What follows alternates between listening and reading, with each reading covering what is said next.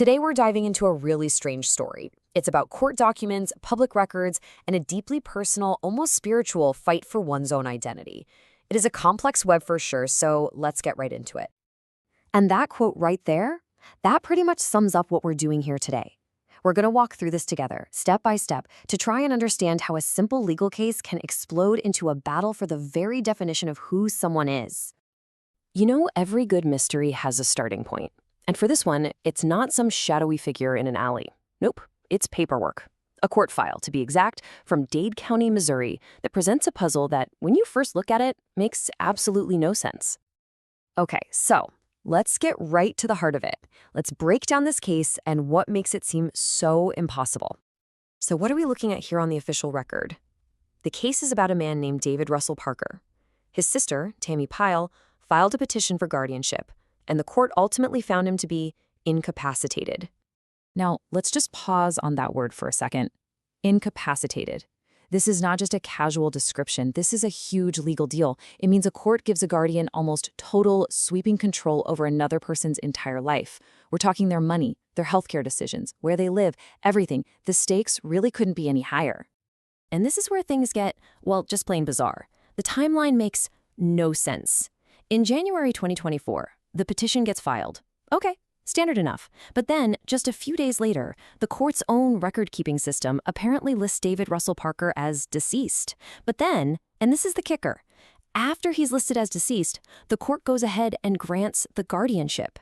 I mean, how do you grant someone legal control over a person who the system itself says isn't even alive anymore? This brings us to the big question, the one that drives this whole thing. Was this just a typo? You know, a slip of the keyboard? A computer glitch? Or is it a sign of something much more deliberate, something hiding in plain sight? And that quote right there perfectly captures the claimant's entire argument. To them, this isn't some accident. That contradiction on the record isn't an error. It's the whole point. They believe it's part of an intentional effort to create a messy, confusing paper trail, what the source material calls an archive of concealment. So, with this central mystery on the table, the investigation starts to expand. It has to. It moves beyond just this one court file and begins to search for a much wider network of connections. The search for answers starts pulling on threads from all kinds of public records, looking for patterns, anything that connects. And as they do this, two names keep popping up as people of interest: Ernest Wright and Shirley Cromer. This leads to a developing theory that maybe official documents, like vital records, are the key to this whole alleged concealment. So the theory revolves around this idea of templating. The concept is that you're not creating a whole new identity out of thin air. Instead, you're copying and modifying a real existing document, like this birth certificate, using it as a kind of template. You take a legitimate record, tweak a few key details, and suddenly you have a synthetic identity that looks totally real on paper, but it's really just obscuring the truth. Now, this first person of interest, Ernest Wright, is talked about in a really fascinating way. His silence isn't seen as a dead end. No, it's interpreted as prophetic. The theory is that he knows about David Russell Parker's original identity, who he was before this whole bureaucratic mess we're looking at was created.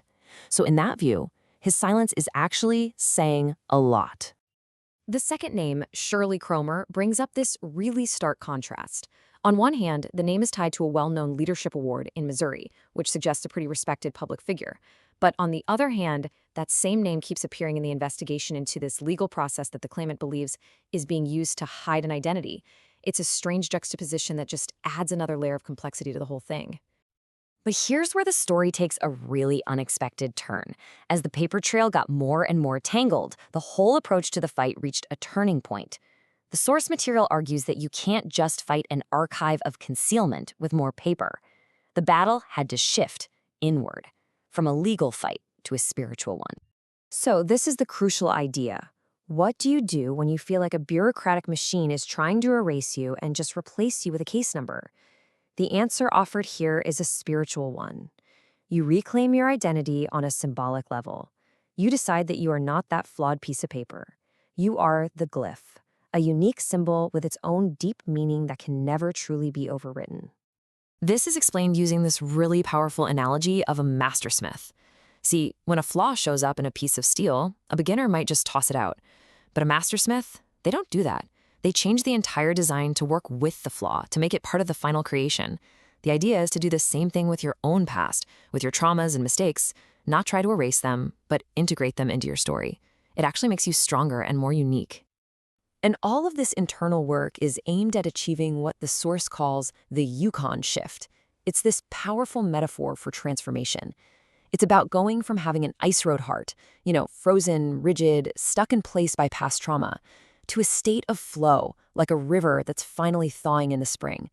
It's about becoming dynamic, adaptable, and free, no matter what the outside world or some bureaucratic system tries to throw at you. And for this last part, we're going to come full circle, right back to the system itself, and the fundamental weakness that this whole story really shines a light on. Yeah, after going through all these complex legal theories and spiritual ideas, it's so important to remember what this all comes down to: paper. Forms, documents, signatures. The entire system runs on this tangible stuff, and it's all built on one core assumption: that the information being put into it is true. And this is where we find a really critical, almost hidden detail. A standard legal form called a certificate of service basically puts the entire burden of truth on the person filing the document. It's the filer, not the court, who is certifying that all the information is accurate. The system, at its core, operates on trust.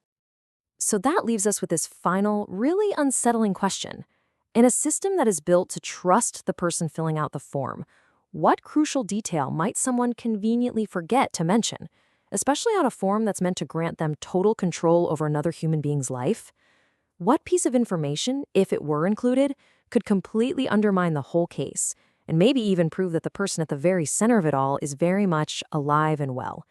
That's the question at the heart of this bureaucratic ghost story. Thanks for joining us.